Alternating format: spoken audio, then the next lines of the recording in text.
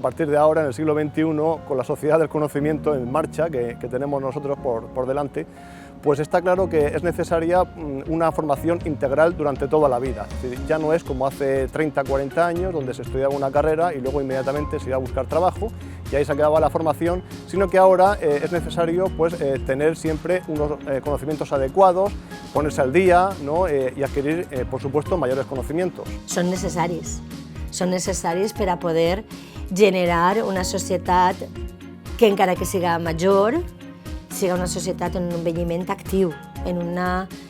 unes ganes de continuar fent coses útils en la vida i no sentir-se desplaçats i fora del cercle que este consumisme barat ens atorga perquè ja no serveixen, perquè o s'han jubilat o perquè no tenen feina o perquè no tenen els coneixements o no saben d'algunes de les coses que altra gent sap, ¿no? Para mí, asistir a Unisociedad ha sido una experiencia inolvidable porque se han cumplido los deseos que tenía a lo largo de la vida y es llegar a la universidad, que en mi época de joven no pude asistir.